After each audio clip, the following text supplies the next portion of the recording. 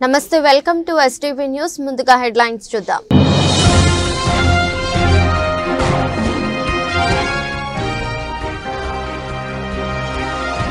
ఈసారి మహానాడు చరిత్ర సృష్టించబోతుంది స్పష్టం చేసిన సీఎం చంద్రబాబు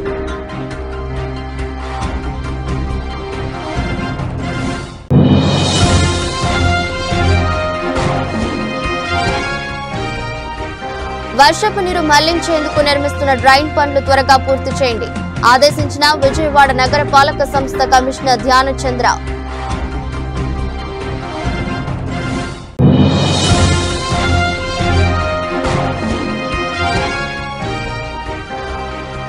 ప్రభుత్వంపై ఒత్తిడి తెచ్చి పొగా కొనుగోలు చేయించే వరకు పోరాటం చేస్తాం వెల్లడించిన మాజీ మంత్రి మేరుగు నాగార్జున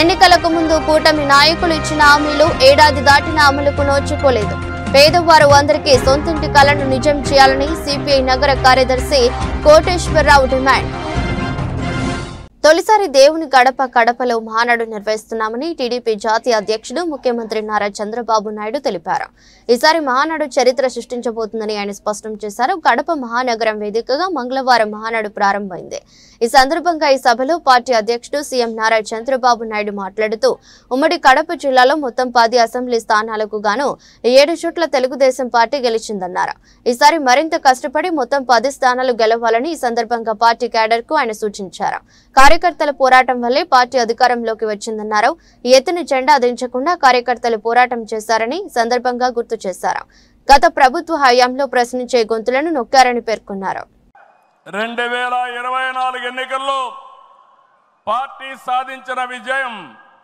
అసామాన్యం 93% స్ట్రైక్ రేట్ 57% పైన ఓటు షేర్తో కొత్త చరిత్రను సృష్టించాం ఇది ముమ్మాటికి కారణం పసుపు సైనికులే ఇక్కడుండే మీ నాయకత్వమే కారణమని మీ అందరికీ విజ్ఞప్తి చేస్తున్నాం మీరు చేసిన పోరాటాలే నేటి అధికారం మీ త్యాగాలే నేటి ఈ స్థానం ఇది కాకుండా సమయానుకూలం మనం ఎప్పటికప్పుడు స్ట్రాటజీ కూడా ఆలోచించినప్పుడు జనసేన బీజేపీ పొత్తు పెట్టుకుని ఎన్డీఏ ఏర్పాటు చేసుకున్నాం దానివల్ల కూడా ఈరోజు ఈ మహా విజయానికి దోహదం చేశాయని చెప్పి విజ్ఞప్తి చేస్తున్నా ఏమీ ఆశించకుండా దశాబ్దాలుగా ప్రతి గ్రామంలో జెండా మోస్తున్న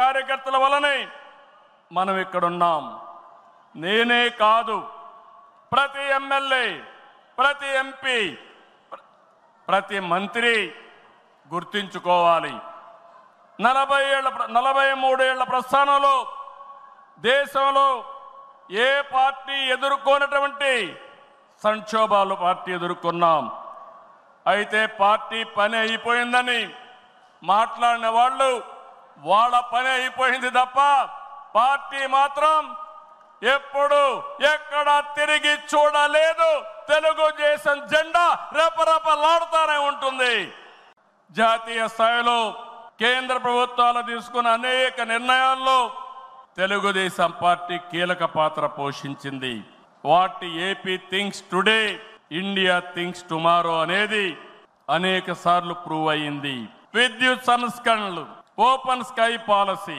పీపీపీ విధానాల్లో మౌలిక సదుపాయాలు ప్రజల వద్దకు పాలన జవాబుదారీ వ్యవస్థ ఇలాంటి అనేక విషయాల్లో మనం దేశానికి పరిచయం చేశాం ఈ ప్రయాణం మరింత గొప్పగా సాగాలి ప్రస్తుత టెక్నాలజీ యుగంలో ప్రజల అవసరాలకు అనుగుణంగా పార్టీ విధానాల్లో నూతనత్వాన్ని తీసుకొద్దాం ఈ దిశగా కడప గడ్డపై జరుగుతున్న ఈ మహానాడు అనేక నిర్ణయాలు చర్చించి భావి తరాల భవిష్యత్తు కోసం కార్యక్రమాన్ని రూపకల్పన చేస్తామని చెప్పి కూడా నేను మీకు తెలియజేస్తున్నా ఈరోజు ఒక్కసారి మీరు ఆలోచిస్తే ఈ మహానాడు భవిష్యత్తుని ఒక దశ దిశ నిర్దేశించే విధంగా ఈ మహానాడు ఉండబోతుంది నేను ఒక విషయం ఇక్కడే కార్యకర్తలకు నాయకులకు విజ్ఞప్తి చేస్తున్నాను ఈ రోజు మనమందరం కూడా ఒక ఇన్స్పైరింగ్ టైంలో ఉన్నాం టెక్నాలజీకి మెచ్యూరిటీ వచ్చింది. స్వాతంత్రం వచ్చిన తర్వాత 78 సంవత్సరాల్లో ఏమి అభివృద్ధి జరిగిందో రాబోయే 22 సంవత్సరాల్లో అంతకంటే రెట్టింపు అభివృద్ధి జరిగే అవకాశం ఉంది. దీనికి కారణం ఈ దేశంలో ఉండే ప్రజలే కారణం అని చెప్పి నేను మీకు తెలియజేస్తున్నా. ఆ దిశగా ఈ మహానాడు ఒక చరిత్రలో మిగిలిపోతుంది. 2025 కడప మహానాడు ఒక చరిత్ర తిరగ రాయడానికి దోహదం చేస్తుందని మరొక్కసారి విజ్ఞప్తి చేస్తున్నాను. వర్షపు నీరు మళ్లించేందుకు నిర్మిస్తున్న డ్రైన్ పనులు త్వరగా పూర్తి చేయాలని విజయవాడ నగరపాలక సంస్థ కమిషనర్ ధ్యానచంద్ర అధికారులను ఆదేశించారు. మంగళవారం ఉదయం తన పర్యటనలో భాగంగా MG road, Krishnaveni school road, Patamata, Ranigari Thota, Krishnalanka, వారధి ప్రాంతాలను క్షేత్రస్థాయిలో పరిశీలించారు. పటమట నిర్మల కాన్వెంట్ వద్ద తరచుగా వర్షపు నీటి నిల్వలు ఏర్పడటం గమనించి వాటిని మళ్లించేందుకు కృష్ణవేణి స్కూల్ రోడ్డు వద్ద డ్రైన్ నిర్మాణ పనులను చేపట్టిన సందర్భంగా ఆయన పనులను క్షేత్రస్థాయిలో కమిషనర్ ధ్యానచంద్ర పరిశీలించారు. డ్రైన్ నిర్మాణ పనులలో పురోగతి లేకపోవడం గమనించి అడ్డొచ్చిన విద్యుత్ స్తంభాలను తొలగొట్టించేందుకు చర్యలు తీసుకోవాలని, అందుకు అనుగుణంగా ఏపీ సిపిడిసిఎల్ వారి సమన్వయంతో డ్రైన్ నిర్మాణంలో ఎటువంటి అడ్డంకులు లేకుండా త్వరితగతిన పనులను పూర్తి చేయాలని అధికారులను ఆదేశించారు. తదుపరి రాణితోట, కృష్ణలంక వద్ద గల అన్న క్యాంటీన్ పరిశీలించారు. ఆహార నాణ్యతలో ఎటువంటి లోపం లేకుండా చూసుకోవాలని, త్రాగునీటి, వాడుక నీటి సరఫరాలో ఎటువంటి అంతరాయం లేకుండా చూసుకోవాలని, పైప్ లీకేజీలు ఎక్కడ ఉండరాదని, పారిశుద్ధ్య నిర్వహణలో ఎటువంటి జాప్యం వహించరాదని అన్న క్యాంటీన్ నోడల్ ఆఫీసర్లు ప్రతిరోజు అన్న క్యాంటీన్ లో పరిశీలించి ఎటువంటి మరమ్మతులు లేకుండా చూసుకోవాలని అధికారులకు ఆదేశించారు. ఎంజీ రోడ్డు, కనకదుర్గ వారధి పారిశుద్ధ్య నిర్వహణ పరిశీలించారు. పారిశుద్ధ్య నిర్వహణలో ఎటువంటి లోపం లేకుండా చూసుకోవాలని, నగరం సుందరంగా పరిశుభ్రంగా ఉండాలని అన్నారు. దేశమంతా ఉగ్రవాదంపై ఆందోళన పడుతుంటే కేంద్ర ప్రభుత్వం బీజేపీ, ఆర్ఎస్ఎస్ మతోన్మాదాన్ని ప్రేరేపించి ప్రజల మధ్య విభేదాలు పెట్టి దేశాన్ని బలహీనపరిచే పనిలో ఉన్నారని సిపిఎం రాష్ట్ర కార్యదర్శి శ్రీనివాసరావు అన్నారు. హిందూ, ముస్లింలు అందరూ కలిసి ఉగ్రవాదానికి వ్యతిరేకంగా పోరాడాలని, మంచి వాతావరణం వచ్చిన సందర్భంలో ముస్లింలను లక్ష్యం చేసుకుని దాడులు చేసి ఐక్యతను దెబ్బతీస్తున్నారని అన్నారు. మతోన్మాదం, ఉగ్రవాదం, యుద్ధోన్మాదం నశించాలని కోరుతూ మత సామరస్యం, దేశ సమగ్రత పరిరక్షణ కోసం సిపిఎం విజయవాడ ఆధ్వర్యంలో సమైక్యత యాత్రను నిర్వహించారు. లెనిన్ సెంటర్లో నిర్వహించిన సమైక్యత యాత్రలో అన్ని మతాల వారు పాల్గొన్నారు. కార్యక్రమంలో సిపిఎం రాష్ట్ర కార్యదర్శి శ్రీనివాసరావు మాట్లాడుతూ పహల్గాం ఘటన అనంతరం హిందూ, ముస్లింలు అందరూ కలిసి ఉగ్రవాదానికి వ్యతిరేకంగా పోరాడాలని, మంచి వాతావరణం వచ్చిన సందర్భంలో ముస్లింలను లక్ష్యం చేసుకుని దాడులు చేసి ఐక్యతను దెబ్బతీస్తున్నారని అన్నారు. పహల్గాం ఘటన జరిగి దాదాపు 40 రోజులు కావస్తుంది. ఆ ఉగ్రవాదులు ఎవరు, ఎక్కడున్నారో, ఏం చేస్తున్నారో, ఎలా వచ్చారో తెలియదు, ఒక్కరిని కూడా పట్టుకోలేదన్నారు. పాకిస్తాన్ పై దాడి చేశారు, ఉగ్రవాద శిబిరాలను ధ్వంసం చేశారు. ఆపరేషన్ సింధూర్ పూర్తయింది, కానీ ఉగ్రవాదులు దొరకలేదన్నారు. ఉగ్రవాదానికి వ్యతిరేకంగా దేశమంతా ఉమ్మడిగా పోరాడాలన్నారు. తీరు అని చెప్పి అడుగుతా ఉన్నాను. ఇలా హిందూ ముస్లిం ఘర్షణలు ఇక్కడ మన రాష్ట్రంలో కూడా జనసేన అధ్యక్షుడు పవన్ కళ్యాణ్ ముస్లింలు వేరు, హిందువులు వేరు, ఇది హిందువులు మాత్రం ఇక్కడ ఉండాలి, మిగతా వాళ్ళు ఉండకూడదు, పాకిస్తాన్ వెళ్ళిపోండి అని చెప్పడం అంటే ఈ దేశ విభజన అవుతుంది తప్ప దేశ ఐక్యత కాదు. ఈరోజు ఈ క్లిష్ట పరిస్థితుల్లో దేశం అంతా ఒకటిగా ఉండటం, జాతీయ సమైక్యత, మత సామరస్యం, ఈ రెండు చాలా అత్యంత అవసరమైనటువంటి అంశాలు. వీటికి వ్యతిరేకంగా మేము ఈరోజు దేశం అంతా కూడా ఈ సమైక్యత ర్యాలీలు పెడుతున్నాం. ప్రజలను చైతన్యవంతం చేసి ఈ ర్యాలీల్లో ప్రజలందరూ కూడా పాల్గొని జయప్రదం చేయాలని చెప్పని, భవిష్యత్తులో కూడా ఈ మత సామరస్యానికి, జాతీయ సమైక్యతకి మా పార్టీ పూర్తిగా కట్టుబడి ప్రజలను దీని మీద సమీకరిస్తామని చెప్పి మేము చెప్పదలుచుకున్నాం.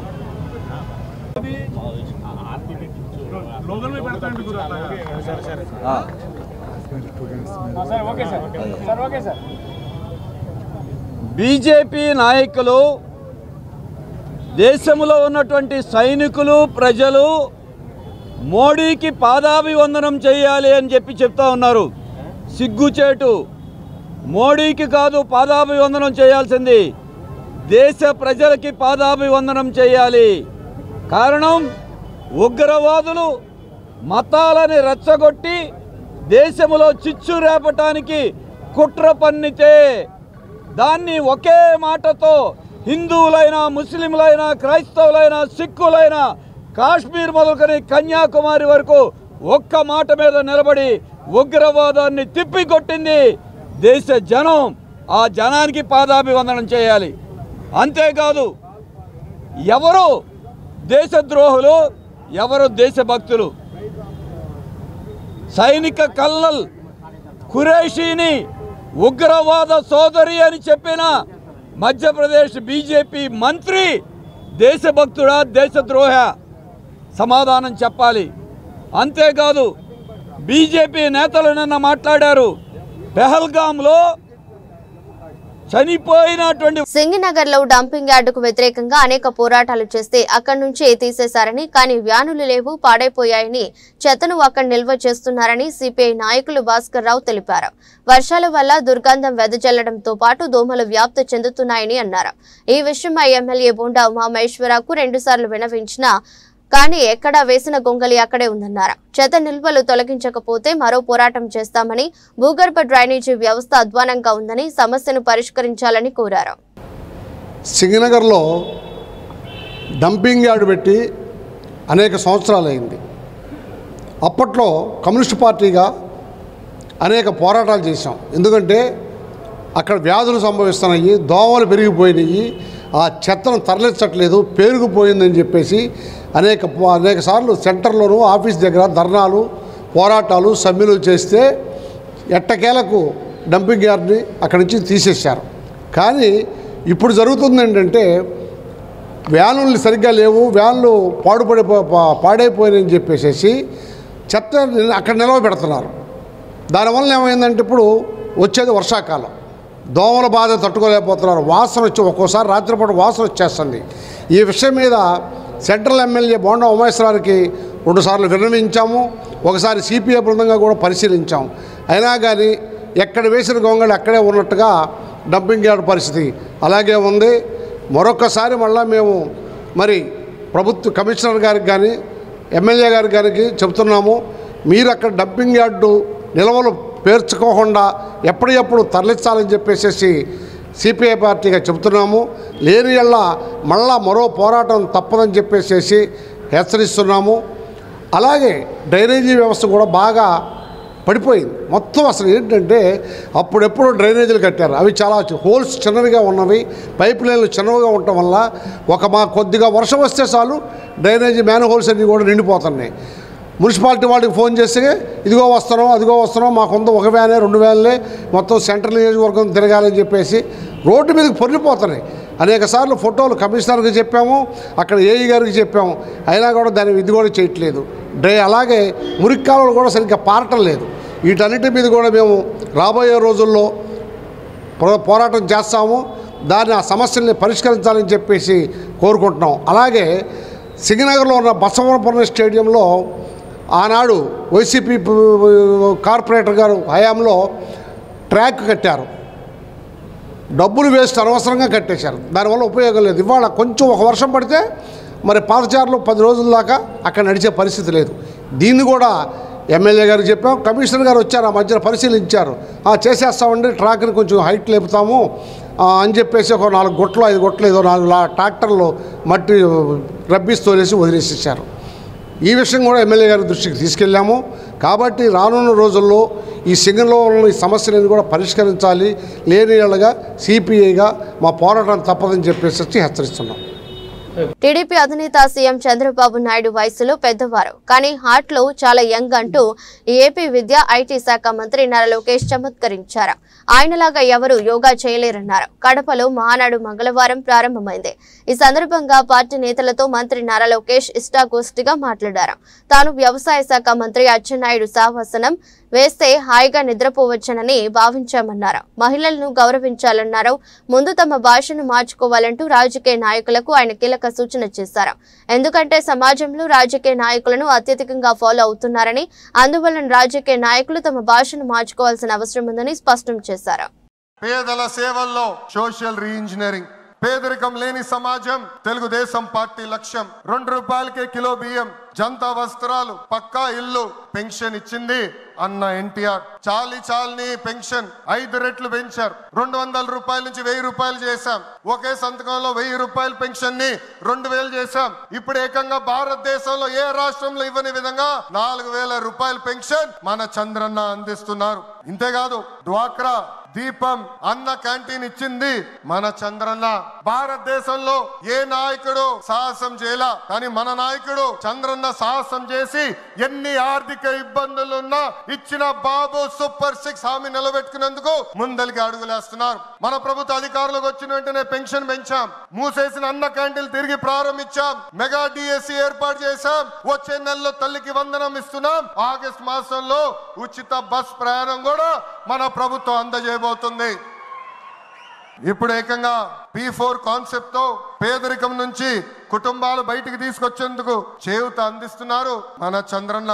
తెలుగుదేశం పార్టీ ఆవిర్భావం తర్వాత బడుగు బలహీన వర్గాలకి ఆర్థిక రాజకీయ స్వాతంత్రం వచ్చింది. పార్టీకి పునాదిగా ఉన్న మన బీసీలకి ఏకంగా స్థానిక సంస్థల ఎన్నికల్లో 33% రిజర్వేషన్ అందించింది తెలుగుదేశం పార్టీ.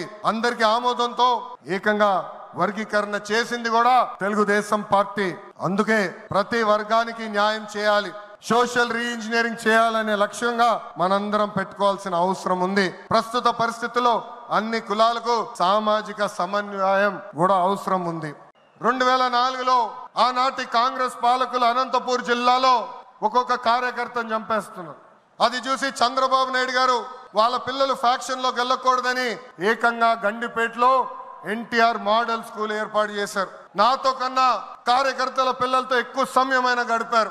ఆనాడే ఆయన అడిగాను, ఇది న్యాయమా, నా సమయం గడపాలి కదా అని. ఆయన ఒకటే అన్నారు, ఆ పిల్లలకి తల్లిదండ్రులు లేరు, ఫ్యాక్షన్ దాడిలో చంపేశారు, వాళ్ళ కళ్ళల ముందర చంపేశారు, వాళ్ళకు ఒక తండ్రిగా నేను నిలబడాలి, అది నా బాధ్యత అని చెప్పిన వ్యక్తి చంద్రబాబు నాయుడు గారు.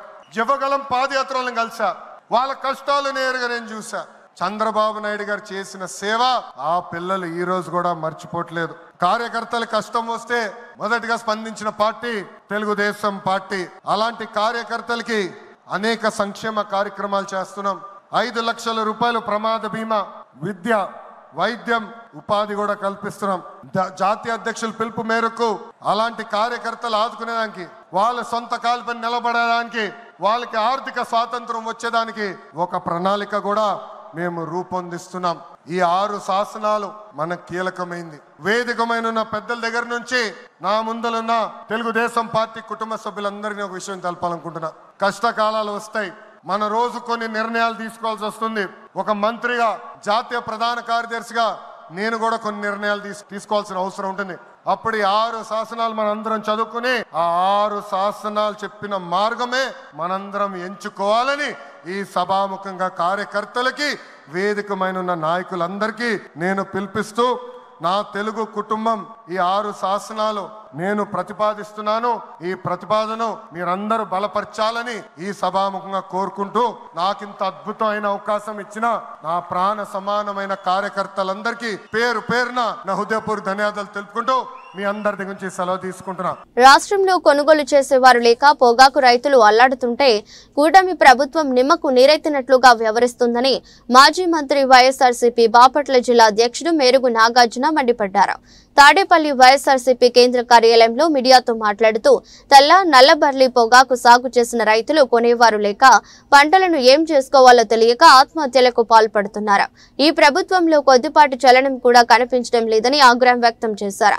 పొగాకు రైతులకు అండగా ఈ నెల 28వ తేదీన మాజీ సీఎం వైఎస్ఆర్సీపీ అధ్యక్షుడు వైఎస్ జగన్ ప్రకాశం జిల్లా పొదిలిలో పర్యటిస్తున్నారని వెల్లడించారు.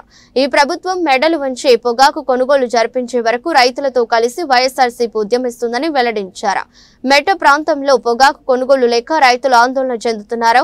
నేరుగా రోడ్ల మీదకి వచ్చి ఆందోళనలు చేస్తున్నా ప్రభుత్వం పట్టించుకోవడం లేదని జోద్యం చూస్తుందన్నారు.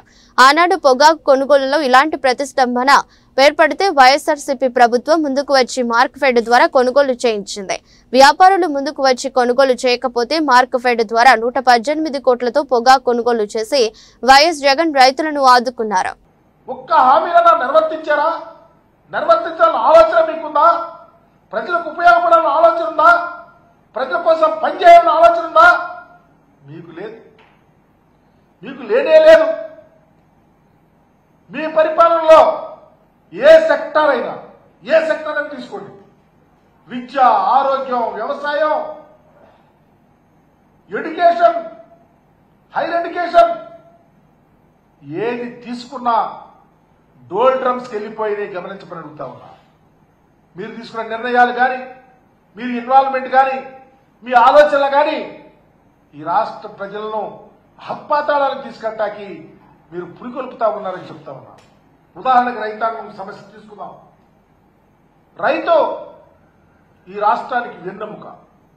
అయితే మీ ఆలోచన మాత్రం ఉంది, అది రాష్ట్ర ప్రజలకు తెలుసు. మిమ్మల్ని నమ్ముకుంటే ఒక్క తోక పట్టుకుని గోదావరి ఈదినట్టేనని, వ్యవసాయమే దండగనటువంటి ఆలోచన మీరే ప్రజలకు తెలుసు. కానీ మోసపోయారు. మోసపోయి ఈరోజు ఈ రాష్ట్రంలో రైతు ఏ పంట వేసుకున్నా, వ్యవసాయం చేస్తే ఆత్మహత్యల దాకా వెళ్ళిపోయే విధంగా మీరు పరిపాలన చేస్తా ఉన్నారని చెప్తా ఉన్నా. వరేసుకున్న రైతు ఉరేసుకునే స్థితికి వచ్చారు. పండిన పంటను అమ్ముకునే స్థితిలో లేరు.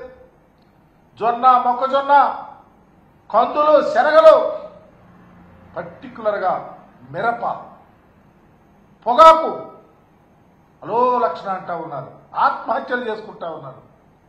మా ప్రభుత్వం అలా చేయలా, మా నాయకుడు అలా చేయాలి. అధికారంలో ఉన్నప్పుడు వ్యవసాయాన్ని పండుగలాగా చేయాలని అనేక కొత్త సంస్కరణలు తీసుకొచ్చి ఈ రాష్ట్రంలో వ్యవసాయాన్ని పుంతలు తొక్కించినటువంటి ముఖ్యమంత్రి జగన్మోహన్ రెడ్డి గారు, డాక్టర్ రాజశేఖర రెడ్డి గారి ఆలోచనల ప్రకారం వ్యవసాయం చేస్తే దమ్ముగా వ్యవసాయం చేసుకున్నాం, బ్రహ్మాండంగా పండిన పంటకు గిట్టుబాటు ధర వచ్చింది, అమ్ముకున్నాం, సస్యశ్యామలంగా పల్లెలు బాగుపడి అని చెప్పినటువంటి జగన్మోహన్ రెడ్డి గారి పరిపాలన ఈరోజు గుర్తుకొస్తా ఉంది. వ్యవసాయం చేస్తే రైతుకు ఒక భరోసా, ఏ వ్యవసాయం చేయాలి, ఎలా చేయాలి, ఊళ్లలోనే తీసుకొచ్చి రైతు భరోసా కేంద్రాలు అమ్మటానికి ప్రత్యేకంగా పండిన పంటకు గిట్టుబాటు ధరించి ప్రభుత్వమే కొని లాభాల్లోకి తీసుకెళ్లేటువంటి పరిస్థితి ఈరోజు ఏమైపోయింది? ఆ ప్రభుత్వంలో చేసినటువంటి అంశాలు ఏమైనాయి? అడుగంటిపోతా ఉన్నాయి. ఎక్కడుంది మీకు ఆలోచన? ఎందుకు వరి రైతులు వదిలేశారు, మిర్చి రైతులు వదిలేశారు? ఈ మధ్యకాలంలో చూసాం, మా నాయకుడు జగన్మోహన్ రెడ్డి గారు గుంటూరు వచ్చారు.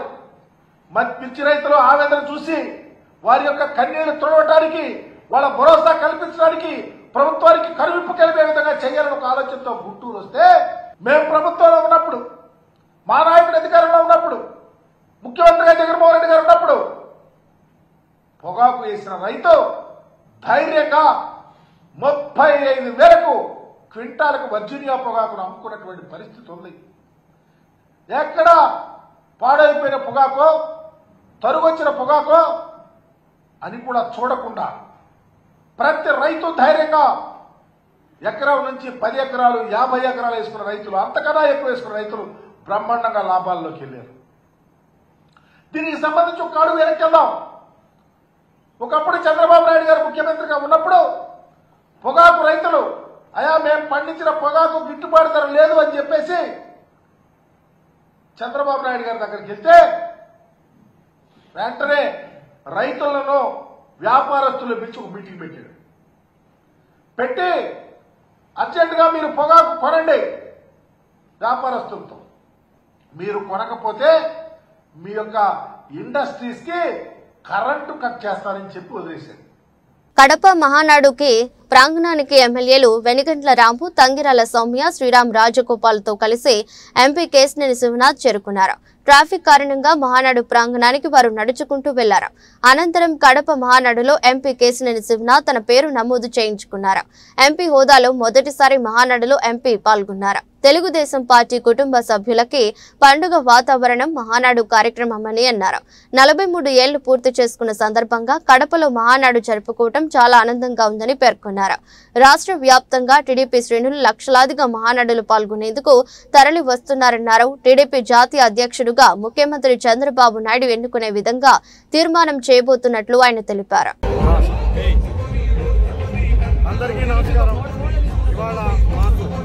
తెలుగుదేశం కుటుంబానికి పండగ వాతావరణం 27, 28, 29 తారీఖుల్లో 43 సంవత్సరాలు పూర్తి చేసుకుని మహానాడు కడపలో జరుపుకుంటాం.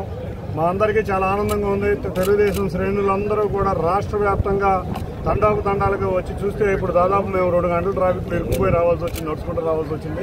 ఇది తెలుగుదేశం పార్టీ శ్రేణులకు ఉన్న పండగ వాతావరణం. ఈ మహానాడు వేదికగా ఇవాళ ఎన్నో కార్యక్రమాలే కాకుండా ఎన్నో తీర్మానాలు కూడా చేయబోతున్నాం. మళ్ళీ గౌరవ అధ్యక్షుడి కింద, నేషనల్ అధ్యక్షుడి కింద గౌరవ ముఖ్యమంత్రి నారా చంద్రబాబు నాయుడు గారిని, అంతేకాకుండా మా యువ నాయకుడు నారా లోకేష్ గారికి అత్యున్నత పదవి ఇవ్వాలని అందరి నాయకులు కార్యకర్తల కోరిక. అదేవిధంగా ఈ మహానాడు సమావేశంలో తీర్మానం జరగబోతుందని అందరూ నాయకులు కార్యకర్తలు ఆశగా ఎదురుచూస్తున్నారు. తాము అధికారంలోకి వస్తే పేద ప్రజల సొంత ఇంటి కలను నెరవేరుస్తామని, గ్రామాల్లో 3 సెంట్లు, నగరాల్లో 2 సెంట్ల స్థలం కేటాయించి నిర్మాణానికి 4 లక్షల రూపాయలు ఇస్తామని ఎన్నికలకు ముందు చంద్రబాబు, పవన్ కళ్యాణ్ ప్రకటన చేశారని సిపిఐ నగర కార్యదర్శి కోటేశ్వరరావు అన్నారు. అధికారంలోకి వచ్చే ఏడాది అవుతున్నా నేటికి కూడా దానికి సంబంధించిన ప్రక్రియ ప్రారంభించకపోవడం శోచనీయమని పేర్కొన్నారు. పేదవారు అందరికీ సొంతింటి కలను నిజం చేయాలని కోరుతూ జూన్ 3న గాంధీనగర్ తహసీల్దార్ కార్యక్రమాల వద్ద నిరసన ధర్నా కార్యక్రమాన్ని నిర్వహిస్తున్నట్లు తెలిపారు. హనుమాన్పేట దాసరి భవన్ లో సిపిఐ నగర కార్యదర్శి కోటేశ్వరరావు విలేకరుల సమావేశం నిర్వహించారు. సమావేశంలో మాట్లాడుతూ పేదవారి సొంత ఇంటి కలను నెరవేరుస్తామని, ఎన్నికలకు ముందు కూటమి నాయకులు ఇచ్చిన మాటలు ఏడాది దాటిన అమలుకు నోచుకోలేదన్నారు. 2025-26 రాష్ట్ర బడ్జెట్ లో దానికి సంబంధించిన నిధులు గాని, విధి విధానాలు గాని ప్రకటించలేదని, దీన్ని బట్టి చూస్తే అది ఎన్నికల హామీగా మిగిలిపోయే పరిస్థితి ఉంది తప్ప ఆచరణలోకి వచ్చే పరిస్థితి కనిపించడం లేదన్నారు. నవంబర్ మాసంలో కలెక్టర్ కార్యాలయం వద్ద వేలాది మందితో ఆర్జీలు ఇవ్వటం జరిగిందన్నారు. ఆర్జీలు పెట్టిన వారికి ఎటువంటి రసీదులు, సమాచారం ఇచ్చిన పరిస్థితి లేదన్నారు. పేదవారు అందరికీ సొంతింటి కలను నిజం చేయాలని కోరుతూ జూన్ 3న అన్ని తహసీల్దార్ కార్యక్రమాల వద్ద నిరసన ధర్నా కార్యక్రమాన్ని నిర్వహించాలని సిపిఐ రాష్ట్ర సమితి పిలుపు ఇచ్చిందన్నారు. అందులో భాగంగా విజయవాడ గాంధీనగర్ తహసీల్దార్ కార్యాలయం వద్ద ధర్నా కార్యక్రమం నిర్వహిస్తున్నట్లు చెప్పారు. అర్జీదారులందరూ జూన్ 3న తహసీల్దార్ కార్యాలయానికి రావాలని కోరారు. సార్వత్రిక ఎన్నికల ముందు కూటమి నాయకులు, ముఖ్యంగా చంద్రబాబు నాయుడు గారు, పవన్ కళ్యాణ్ గారు, మేము అధికారంలోకి వస్తే ఈ రాష్ట్రంలో పేదవారి సొంత ఇంటి కల నెరవేరుస్తామని చెప్పి ఖచ్చితంగా ప్రతి పేదవానికి గ్రామాల్లో 3 సెంట్లు, నగరాల్లో 2 సెంట్ల స్థలాన్ని కేటాయించి అందుకు అయ్యేటటువంటి ఖర్చు నిమిత్తం 4 లక్షల రూపాయలు ఇస్తామని చెప్పి ఎన్నికల ముందు ప్రకటన వాగ్దానం చేయడం జరిగింది. అధికారంలోకి వచ్చి సంవత్సరం ఉన్నది. నేటికి కూడా దానికి సంబంధించినటువంటి ఎటువంటి ప్రక్రియ ప్రారంభించకపోవటం అనేది శోచనీయం. ఎందుకనంటే 25-26 రాష్ట్ర బడ్జెట్ ప్రవేశపెట్టారు. రాష్ట్ర బడ్జెట్లో అందుకు అయ్యేటటువంటి నిధులు కానీ, లేకపోతే ఈ రకంగా చేస్తామనేటటువంటి విధి విధానాలు కానీ ప్రకటించకపోవటం అనేటటువంటిది గమనిస్తే ఖచ్చితంగా ఎన్నికల హామీగానే మిగిలిపోయేటటువంటి పరిస్థితి ఉన్న తప్ప ఆచరణకి సాధ్యమయ్యే రీతిలో లేదు అనేటటువంటిది అర్థమవుతా ఉన్నది. ఇప్పటికే గత నవంబర్ మాసంలో రాష్ట్ర ప్రభుత్వానికి అందరి లబ్ధిదారులతోటి అర్జీలు కలెక్టర్ గారికి విజయవాడ కలెక్టర్ కార్యాలయం వద్ద వేలాది మందితోటి వారందరికీ కూడా అర్జీలు ఇవ్వటం జరిగింది. దానికి ఇప్పటికీ అర్జీలు పెట్టినటువంటి వారికి ఏ రకమైనటువంటి సమాచారం కానీ, లేకపోతే వారికి రసీదులు కానీ ఇచ్చినటువంటి దాఖలాలు లేవు. అందుకే భారత కమ్యూనిస్ట్ పార్టీ సిపిఐ రాష్ట్ర సమితి పిలుపు మేరకు రాష్ట్ర వ్యాప్తంగా ఈ రాష్ట్రంలో ఉన్నటువంటి పేదవారందరికీ కూడా సొంత ఇంటి కల నెరవేర్చాలనేటటువంటి లక్ష్యంతో రేపు 3వ తేదీన, జూన్ 3వ తేదీన అన్ని తహసీల్దార్ కార్యాలయాల వద్ద నిరసన ధర్నా కార్యక్రమాలు చేపట్టాలని చెప్పి సిపిఐ రాష్ట్ర సమితి పిలిపించింది. ఆ మేరకు జూన్ 3వ తారీఖున గాంధీనగర్ తహసీల్దార్ కార్యాలయం వద్ద ధర్నా కార్యక్రమం చేపట్టడం జరుగుతూ ఉన్నదనేది లబ్ధిదారులందరూ కూడా విజ్ఞప్తి చేస్తూ ఉన్నాం. లబ్ధిదారులందరూ కూడా ఖచ్చితంగా గతంలో ఎవరైతే అర్జీలు పెట్టారో వారందరూ కూడా 3వ తారీఖు విచ్చేసి తహసీల్దార్ కార్యాలయం వద్ద తమ యొక్క విజ్ఞప్తుల్ని అందరికీ చెప్పాలని చెప్పి ఆపరేషన్ బుడమేరును ప్రభుత్వం వెంటనే అమలు చేయాలని, బుడమేరు ప్రక్షాళనకు యుద్ధ ప్రాతిపదికన చర్యలు తీసుకోవాలని కోరుతూ జూన్ 6న విజయవాడ ఐలాపురం కన్వెన్షన్ హాల్లో 2 టేబుల్ సమావేశం నిర్వహిస్తున్నట్టు సిపిఐ ఎన్టీఆర్ జిల్లా కార్యదర్శి దోనేపూడి శంకర్ తెలిపారు. సిపిఐ ఎన్టీఆర్ జిల్లా కార్యదర్శి దోనేపూడి శంకర్ హనుమాన్పేటలోని దాసరి భవన్ లో విలేకరుల సమావేశం నిర్వహించారు.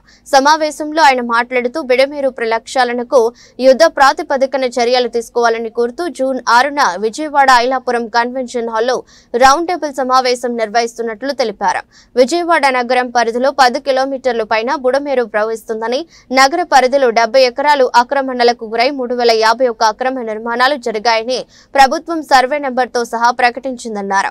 బుడమేరు ప్రారంభం నుంచి విజయవాడ వరకు 40 గ్రామాల పరిధిలో 2700 ఎకరాల్లో బుడమేరు ప్రవహిస్తుందని, దీనిలో 300 ఎకరాలకు పైగా ఆక్రమణలకు గురైందన్నారు. వేలాది మంది ప్రజలు నివసిస్తున్నారని చెప్పారు.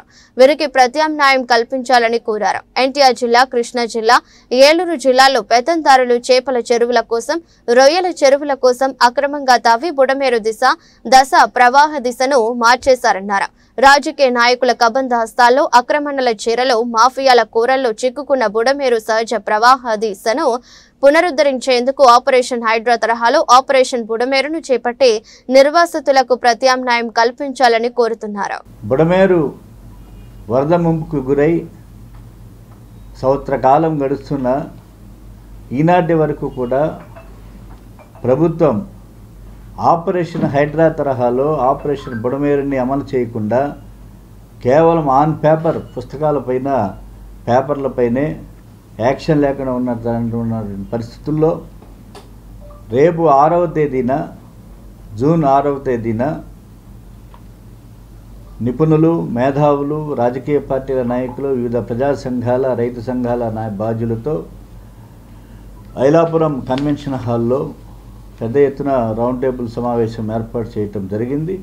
ఈ రౌండ్ టేబుల్ సమావేశానికి విచ్చేసి జయప్రదం చేయవలసిందిగా కోరుతున్నాం. ఆపరేషన్ బుడమేరు పెద్ద ఎత్తున అమలు చేస్తామని చెప్పి రాష్ట్ర ముఖ్యమంత్రి గారు ప్రకటించారు. క్యాబినెట్లో తీర్మానం చేశారు. రాష్ట్ర అసెంబ్లీలో ప్రకటించారు. దరిదాపు విజయవాడ ఎగువ భాగాన 300 ఎకరాలు ఆక్రమణకు గురైందనేటువంటిది ప్రభుత్వ సర్వేలోనే వారు చెప్పారు. ఎగువ భాగాన అలాగే విజయవాడ నగరంలో 10 కిలోమీటర్ల ప్రవహిస్తూ 32 వార్డులు 3551 ఆక్రమణలకు గురైనటువంటిది బుడమేరు తీరం ప్రవాహ దిశ. ఇది ప్రభుత్వ సర్వేలతో సహా ప్రకటించింది. ఆనాటి కలెక్టర్ శ్రీమతి సృజన సర్వేలో ఉన్నటువంటి అంశాలను నేను ప్రస్తావిస్తున్నాను. ప్రభుత్వ సర్వే ఇది. విజయవాడ నుంచి ఎనికేపాడు అండర్ టన్నల్ గుండా చివరికి ఉప్పుటేరులో, కొల్లేరులో సముద్రం కలుస్తుంది గుడివాడ మీదుగా. ఇంత ప్రవాహ దిశ ఆక్రమణకు గురైతే ఆక్రమణలపైన దృష్టి సారించకుండా, వారికి ప్రత్యామ్నాయం చూపేటువంటి ఆలోచనలు చేయకుండా పూడికల తీస్తాము, రక్షణ బాలు నిర్మిస్తామని చెప్పి సాధ్యం కానటువంటి విషయాల్ని ఇరిగేషన్ శాఖ మంత్రులు చెప్పడం జరుగుతుంది. అందువల్ల వర్షాకాలం ప్రారంభమైంది ఆల్రెడీ. ఎట్ ప్రజెంట్ నైరుతి ఋతుపవనాల తాకిడితోటి బాంబే లాంటి ప్రాంతాల్లో కూడా ఇవాళ తీవ్రమైనటువంటి వర్షపాతం కురిసి నగరం మునిగిపోయినటువంటి పరిస్థితి. మనకి రానున్న 2-3 రోజుల్లో జూనియర్ ఎన్టీఆర్ జిల్లాలో వర్ష కురుస్తుందని చెప్పి చెప్తున్నారు. కాబట్టి వర్షాకాలం పూర్తి స్థాయిలో రాకముందే ఇవాళ భయోత్పాతం కలుగుతుంది ప్రజలకి. ఇటు ఎగువ భాగాన, ఇటు కొండపల్లి, మైలవరం. వార్తలు ముగించే ముందు మరోసారి హెడ్లైన్స్.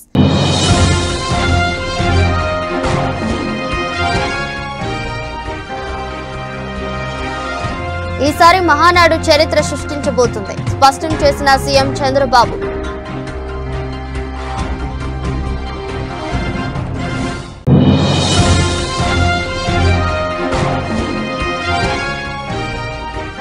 వర్షపు నీరు మళ్లించేందుకు నిర్మిస్తున్న డ్రైన్ పనులు త్వరగా పూర్తి చేయండి, ఆదేశించిన విజయవాడ నగర పాలక సంస్థ కమిషనర్ ధ్యానచంద్ర.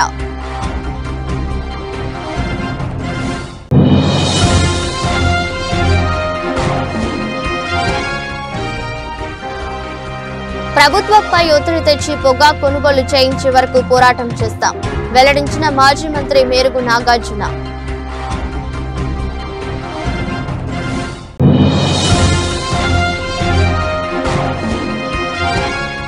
ఎన్నికలకు ముందు కూటమి నాయకులు ఇచ్చిన హామీలు ఏడాది దాటిన అమలుకు నోచుకోలేదు, పేదవారు అందరికీ సొంతింటి కలను నిజం చేయాలని సిపిఐ నగర కార్యదర్శి కోటేశ్వరరావు డిమాండ్.